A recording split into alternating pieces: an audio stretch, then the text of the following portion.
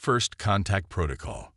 The Arbiter-class vessel Celestial Judgment decelerated as it approached the third planet of the unremarkable yellow star system. High Admiral Gentar stood on the command deck, his 4 obsidian eyes fixed on the blue-green world filling the view screen. Earth, such an unassuming name for a planet that had caused so much concern among the Galactic Coalition. Status report, Gentar commanded, his voice a low rumble that resonated through the command chamber. Science Officer Miralox consulted her neural interface. Atmosphere as expected, nitrogen-oxygen mix. Considerable electromagnetic emissions consistent with early spacefaring civilization. Their global communication network is chaotic but extensive. And our invitation? Gentar asked. Acknowledged and accepted, Communications Director Kelvac responded.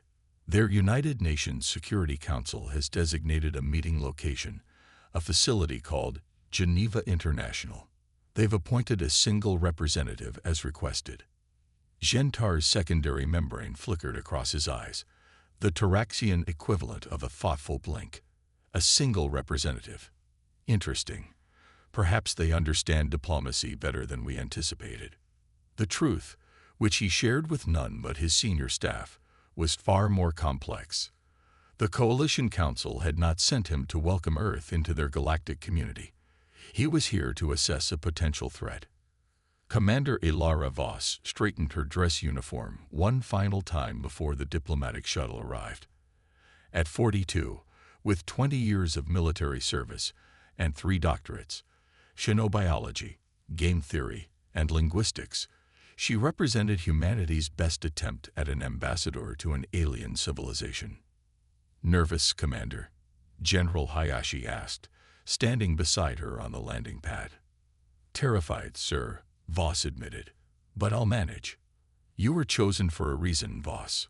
Your ability to think unconventionally is exactly what we need. The Security Council believes this is a genuine diplomatic mission, but intelligence suggests otherwise. Voss nodded. The timing is suspicious. They arrive shortly after our first successful quantum communication test. They're here because something about us caught their attention. The sleek alien shuttle descended silently, impossibly quietly for a craft its size. It settled on the landing pad with barely a whisper of displaced air. Well, Voss said, squaring her shoulders, time to represent the human race. 3 days of diplomatic exchanges had left Gentar both impressed and deeply disturbed. The human representative, Commander Voss, was remarkably adaptive. She had mastered the basics of galactic standard communication in just 2 days, a feat that typically took other species weeks. Your proposal for trade relations is quite thorough, Gentar said, examining the document Voss had prepared. Though I note you've included contingencies for significant technological disparities. Voss smiled. We've speculated about first contact for centuries, Admiral. We have thousands of scenarios prepared. Scenarios? Gentar's voice betrayed his unease. For what purpose? Preparation is deeply ingrained in human culture, Voss explained. We call it hoping for the best but planning for the worst. Science Officer Miralox, who had been observing silently, leaned forward. Your species seems remarkably cautious. Our scans indicate your world has experienced numerous global conflicts. We're a young species, Voss acknowledged, still working through our growing pains. But each conflict has taught us valuable lessons. Such as, Gentar prompted, the importance of redundancy, the danger of centralized control, the value of diversity in approach. Voss paused.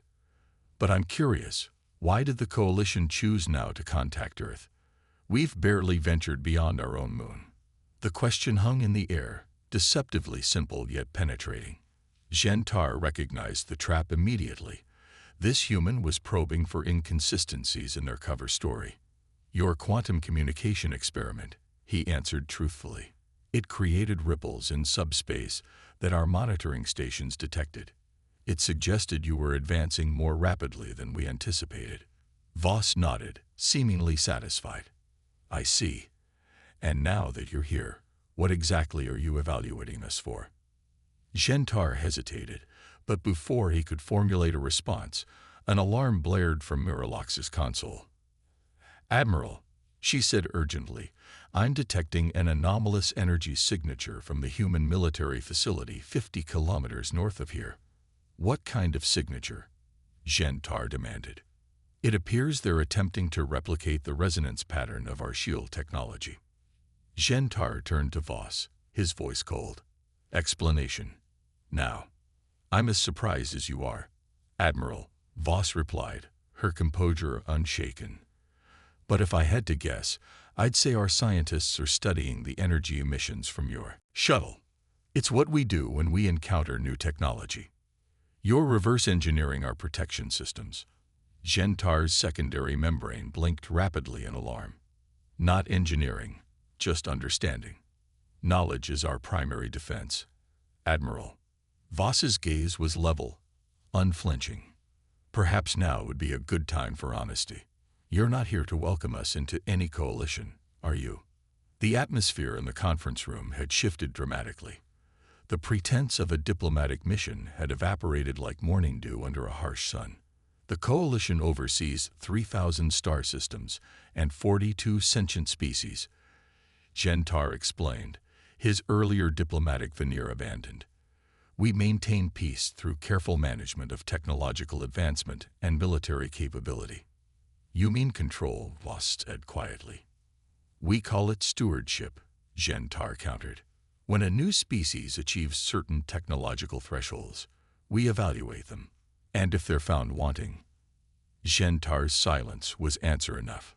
So, which are we? Voss asked. A potential ally or a potential threat? That remains to be determined, Gentar replied.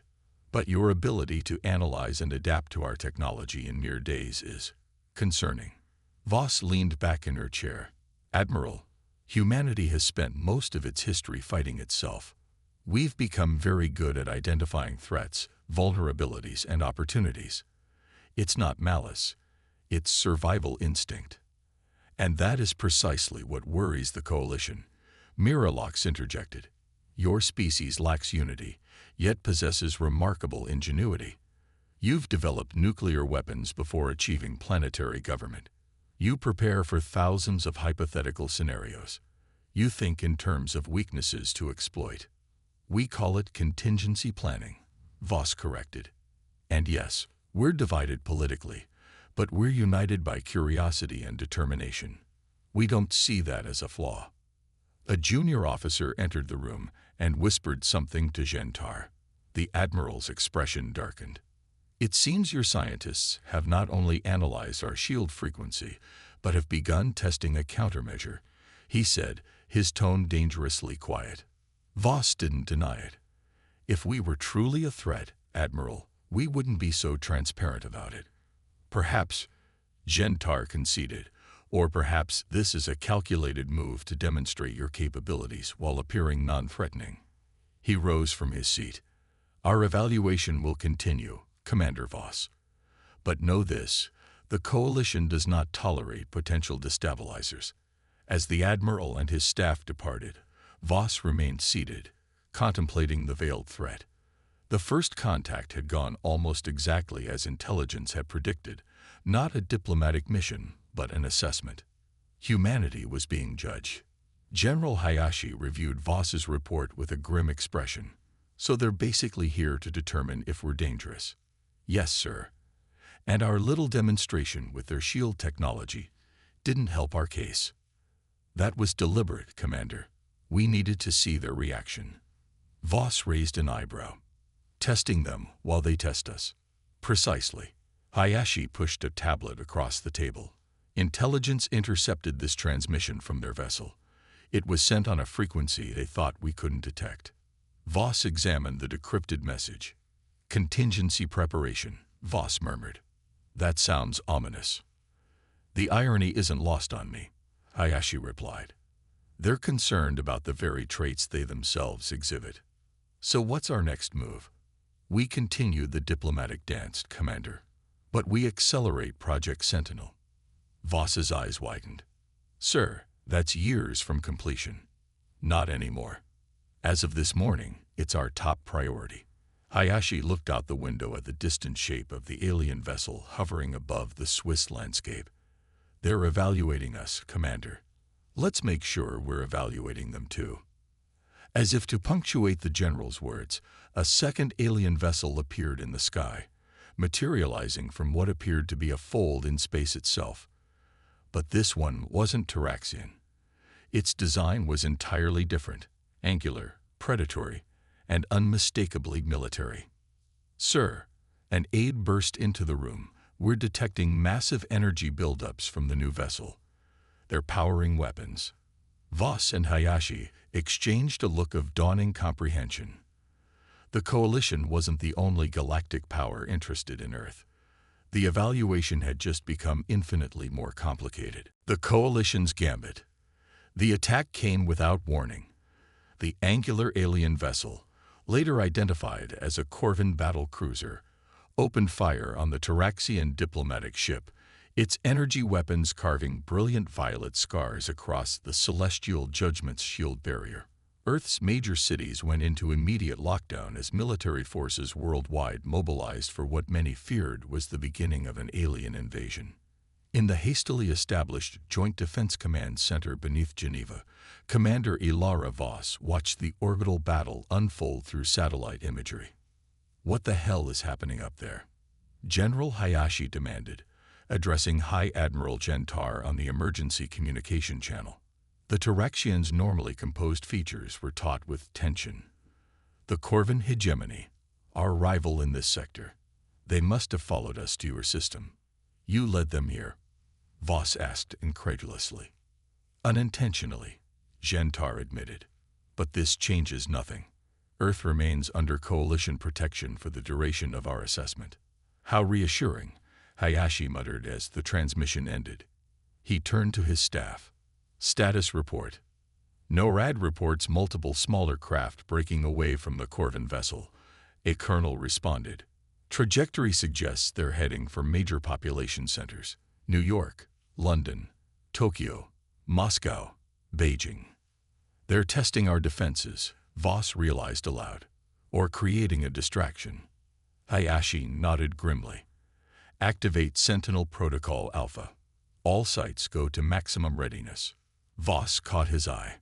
Sir, Sentinel isn't combat ready. The targeting systems are the best we've got. Hayashi finished. It's time to see if our contingency planning pays off. Corvin Commander Daxazar observed the primitive blue world through the battle cruiser's targeting systems. His mandibles clicked in anticipation. While the Coalition vessel occupied his main forces, he had dispatched scout ships to probe the human defenses, or lack thereof. Such primitive weapons, he mused as data streamed in. Chemical propellants, rudimentary guided projectiles, basic energy shields limited to military installations. He turned to his second-in-command. The Coalition's interest in this species is puzzling. Perhaps they see potential, his lieutenant suggested. I see only an opportunity, Daxazar replied.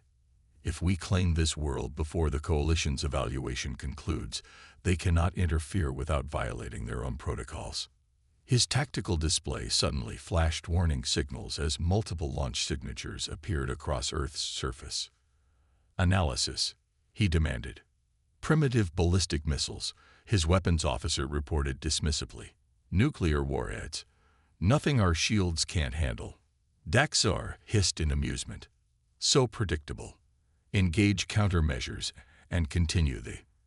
His words died as the missiles unexpectedly altered course mid-flight, split into multiple warheads, and then did something no Corvin defense system predicted. They detonated prematurely, creating an electromagnetic pulse of unexpected magnitude and complexity. Throughout the ship, systems flickered, recalibrated, and in some cases, failed entirely. What just happened? Daxar demanded, his confidence wavering for the first time. The missiles, his science officer stammered. They weren't attempting to breach our shields. They created a precisely modulated electromagnetic field that temporarily disrupted our sensor grid. And why would they? Daxar began, only to be interrupted as new alerts sounded. Multiple projectiles approaching from Earth's far side. They were masked by the electromagnetic disturbance. On the tactical display, dozens of previously undetected human spacecraft appeared, moving with surprising speed toward the Corvin scout ships. Impossible, Daxar whispered. Their technology is primitive. They can't have. Sir, his communications officer interrupted. You need to see this. On the main view screen, footage from one of the scout ships showed a human fighter craft approaching. It was crude by Corvin standards, clearly a hastily modified atmospheric vehicle with additional thrusters attached. But what chilled Daxar's blood was the pilot's tactic. The human made no attempt to fire weapons. Instead, the craft accelerated directly toward the scout ship in what could only be a deliberate collision course. Evasive action. The scout ship commander ordered, but too late. The human craft struck with devastating precision, detonating what appeared to be a modified nuclear device precisely at the shield's weakest point. Similar reports flooded in from across Earth's orbit as more scout ships encountered the same suicide tactics. They're sacrificing their pilots, Daxar realized with growing horror. What species does this? The Corvin forces are retreating from Earth orbit, reported the tactical officer in the Geneva Command Center. A cheer went up from the assembled military personnel, quickly silenced by General Hayashi's raised hand. Casualties? He asked quietly.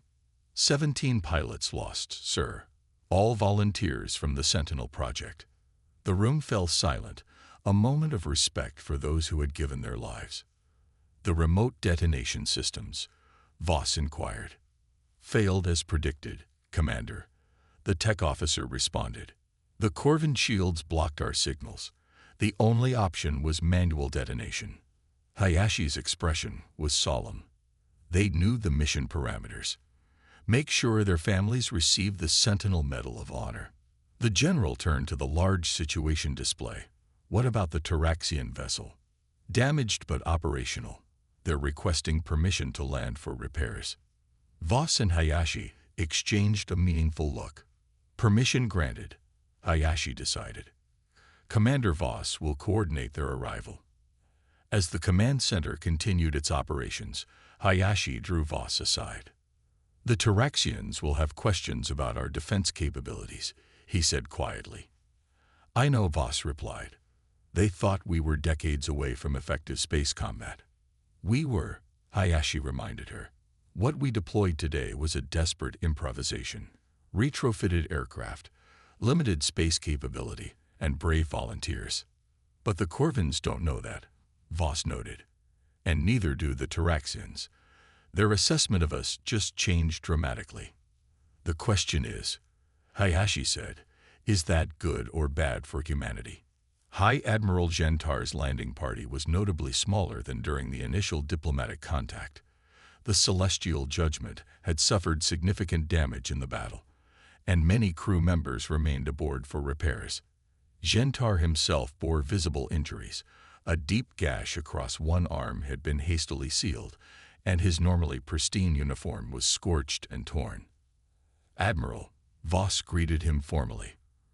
Earth welcomes you under the protected status of diplomatic necessity. Gentar's 4 eyes studied her with new intensity. Your world has surprised us today, Commander Voss. We're full of surprises, she replied evenly. Though I must admit, we didn't anticipate becoming caught in an interstellar conflict quite so soon. The Corvin attack was unexpected, Gentar admitted as they walked toward the secure facility. They typically avoid direct confrontation with coalition vessels. Unless they saw an opportunity worth the risk, Voss suggested. Perhaps claiming Earth before your evaluation concluded. Gentar's secondary membrane flickered rapidly, a sign of agitation. You understand galactic politics quite well for a species that hasn't left its own solar system. We understand power dynamics, Admiral. They exist in every ecosystem. They reached the conference room where General Hayashi and several Earth military leaders awaited. The tension in the room was palpable. I must ask, Gentar said without preamble, about your defense capabilities. Our preliminary assessment indicated you were at least 50 years from achieving effective space combat technology. We're adaptable, Hayashi replied simply. Those weren't conventional spacecraft, Miralax observed, her scientific curiosity overcoming diplomatic caution. They were atmospheric aircraft modified for space operation, a temporary solution at best. But effective, Voss countered. At tremendous cost, Gentar noted. Your pilots sacrificed themselves. Why? Hayashi's expression hardened. Because they understood what was at stake. Freedom isn't free, Admiral. And protection isn't charity. Gentar responded. The Coalition's offer stands. We can provide defense against further Corvan aggression. In exchange for what? Voss asked directly. Integration into the Coalition hierarchy. Acceptance of our guidance regarding technological development and military deployment. Subjugation, Hayashi translated. Gentar's posture stiffened. Protection. The Corvans will return with greater force now that they've identified Earth as a target. Because of your presence here, Voss reminded him. The Admiral did not deny it. Nevertheless, the situation exists. Without Coalition protection, humanity faces extinction or enslavement. Unless we demonstrate that the cost of attacking Earth outweighs the benefits, Hayashi suggested. Gentar studied the general with newfound respect. An interesting approach. But the technology gap remains substantial. Technology isn't everything, Voss said. Today proved that. The Admiral turned to her, his voice lowered. Today proved that humans are willing to sacrifice themselves in ways that both the Coalition and the Corvans find disturbing. It raises questions about your species that complicate my assessment. Good, Hayashi said firmly. We prefer keeping potential enemies guessing. And potential allies? Gentar asked. Those too, Voss admitted, until we're certain of their intentions.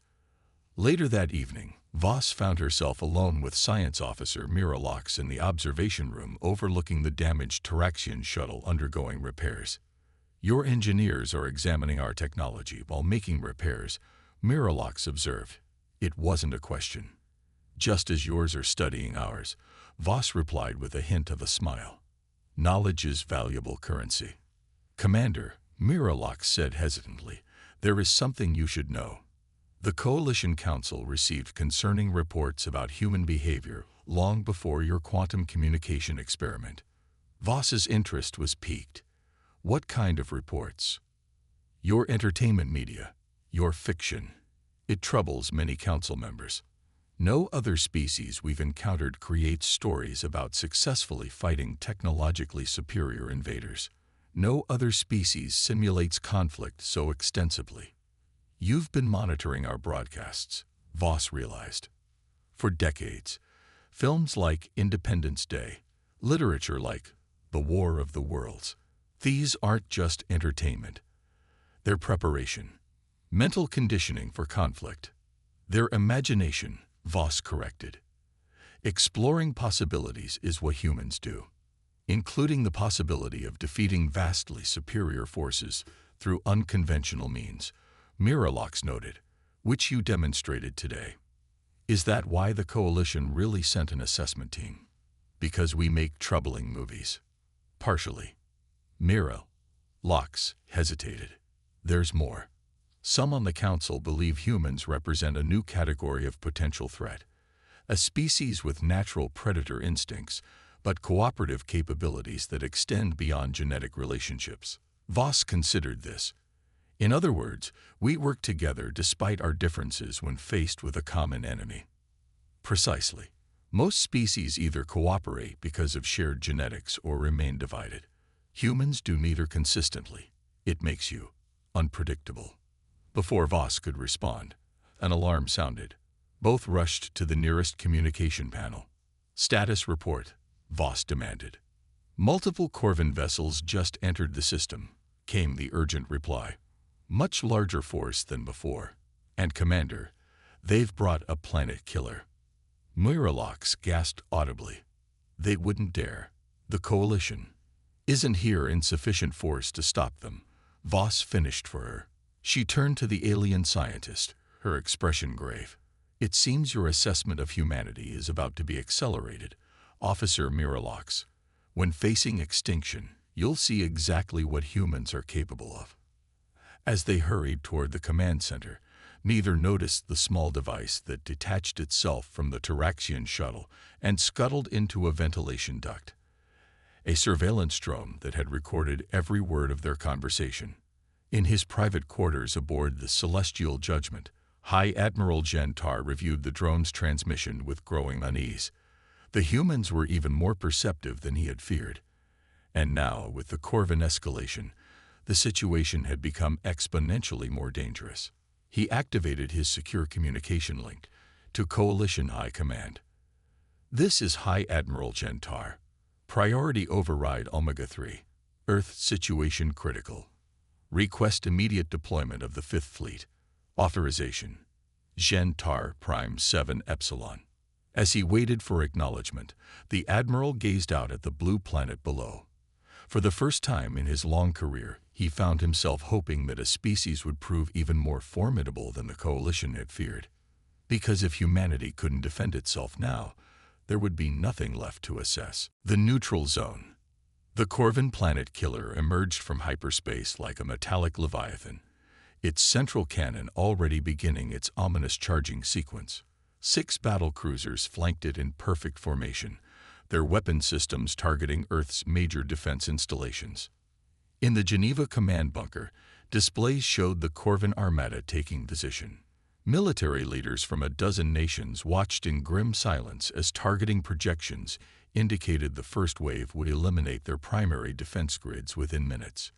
Time to planetary weapon discharge, General Hayashi asked, his voice steady despite the dire circumstances. 19 minutes, sir, the tactical officer replied. They're positioning for optimal coverage. Commander Voss studied the holographic display, her mind racing through options. The Taraxian vessel, powered up and moving to intercept, but they're outgunned at least 10-1. High Admiral Gentar's voice came through the communication system. General Hayashi, Commander Voss, I've requested Coalition reinforcements, but they won't arrive in time to prevent the initial attack. I recommend immediate evacuation of your leadership to hardened bunkers. Negative, Admiral. Hayashi responded firmly. We stand with our people. Voss stepped forward. Admiral, I need to speak with the Corvin commander immediately. For what purpose? Gentar asked, surprise evident in his tone. Diplomacy, Voss replied simply. The human way. Commander Daxazar of the Corvin hegemony was not accustomed to being hailed by primitive species facing extinction. His curiosity, more than any diplomatic protocol, led him to accept the transmission from Earth. Human representative, he acknowledged, mandibles clicking in amusement. Your request for communication is granted. If you wish to discuss surrender terms. This isn't about surrender, Commander Voss interrupted, her image steady on the view screen. This is about mutual destruction. Daxazar's compound eyes narrowed. An empty threat. Your weapons cannot penetrate our shields. Our conventional weapons, no, Voss agreed. But while your forces were preparing this attack, we were implementing what we call a dead man switch. Explain, Daxazar demanded, a flicker of uncertainty crossing his features. Earth's core is now rigged with quantum-entangled fusion devices. If your planet killer fires, these devices will detonate, destabilizing our planet's core and creating a chain reaction that will produce an explosion visible across half the galaxy. Silence fell across the Corvin command deck. You would destroy your own world? Daxazar finally asked, his translator struggling to convey his disbelief. To prevent it falling into Corvin hands. Yes. Voss's expression remained impassive. We've studied your culture. Conquest drives your economy. Enslaved worlds provide your resources. We choose extinction over enslavement. One of the Corvin science officers approached Daxazar, speaking urgently in their native tongue. The commander's posture shifted subtly. the Corvin equivalent of growing concern. Our scans detect unusual energy patterns deep within your planet's crust, Daxador admitted. But such technology should be beyond your capabilities, just as space combat was supposedly beyond our capabilities. Voss countered. Humanity specializes in exceeding expectations when threatened. The Corvin commander's mandibles clicked rapidly, a sign of agitation. This is suicide. We prefer to call it mutually assured destruction, Voss replied. An old human concept that kept rival powers in check for decades. Neither side attacks because both sides lose. The Coalition put you up to this, Daxor accused. This is their technology. Scan the energy signatures again, Voss suggested. They match nothing in your database. This is human ingenuity, Commander. Pure and simple. On the celestial judgment, High Admiral Gentar watched the exchange with mounting astonishment. Is this possible? He asked Miralox, who was analyzing the energy readings from Earth's core. The signatures are unlike anything in our records, she admitted. But the quantum fluctuations suggest a massively destructive potential. If they've somehow harnessed their planet's geothermal energy as a weapon, her voice trailed off, the implications too disturbing to voice. They're bluffing, Communications Director Kelvac insisted. No species would destroy their homeworld. No species we've encountered before, Gentar corrected quietly. But humans have demonstrated they think differently. Their entire history is filled with examples of choosing death over subjugation. He turned to his tactical officer. Prepare to engage the Corvin fleet. If they fire on Earth, we intercept at all costs. Sir, the officer replied, clearly confused. Coalition protocol states we maintain neutrality in conflicts during assessment periods. Protocol be damned, Gentar growled. If Earth goes, we all go. The tense standoff continued as the planet killer's weapon continued its charging sequence. 14 minutes until discharge, then 13. On Earth, military forces remained at maximum readiness, despite the futility of conventional defense against the Corvin superweapon. In population centers worldwide, civilians were either in the process of evacuation or watching the skies, awaiting what many believed would be humanity's final hours. In the Geneva bunker, General Hayashi turned to Voss. The Corvin commander is hesitating, he observed. Your bluff is working. It's only half a bluff, Voss replied quietly. Project Sentinel's Phase 3 isn't fully operational, but we did manage to position several prototype quantum devices near the mantle. Hayashi's eyes widened slightly. Powerful enough to trigger a planetary detonation. Powerful enough to make their sensors believe it's possible, Voss clarified. The rest is human psychology applied to alien minds, the fear of the unknown. A communications officer interrupted urgently. Sir, we're detecting multiple new hyperspace signatures, massive energy readings. The tactical display updated to show over 20 new vessels emerging around Earth's orbit, sleek, powerful ships of unmistakable Coalition design. The Fifth Fleet, Hayashi realized. Gentar's reinforcements arrived early. The Coalition vessels took up defensive positions between Earth and the Corvin Armada, their weapons systems powered to maximum capacity. Incoming transmission, the communications officer announced. It's addressed to both the Corvin commander and us, and it's coming from Coalition High Command. Supreme Arbiter Axel Foran of the Galactic Coalition was not a being accustomed to making personal communications to unaligned worlds. His ancient, crystalline form shimmered with internal light as his image appeared simultaneously in the Corvin command ship, the Geneva bunker, and the Celestial Judgment. Commander Daxazar of the Corvin hegemony, his resonant voice began, You are in violation of Sector Protocol 709 Alpha. Withdraw your forces immediately or face the consequences of full Coalition response. He turned his attention to the humans. Representatives of Earth, I am Supreme Arbiter Foran. Recent events have accelerated our assessment timeline. High Admiral Gentar's reports on your species have concerned us. In the Geneva bunker, Voss and Hayashi exchanged glances. "We are dispatching a full diplomatic contingent to Earth," Zelforin continued. "The matter of your world's status within galactic affairs must be addressed immediately." Supreme Arbiter, Daxazar interrupted, his mandibles clicking in protest. "The Corvin hegemony has legitimate security concerns regarding the human species. Their technological development threatens regional stability." "Your concerns are noted, Commander," Zelforin replied coldly. "They do not justify deployment of a planet killer against an unaligned world." "With respect, Arbiter," Commander Voss interjected, addressing the ancient alien with remarkable composure, "Earth has no interest in becoming a pawn in galactic politics. We seek neither coalition nor Corvin oversight." Zelforin's crystalline form pulsed with what might have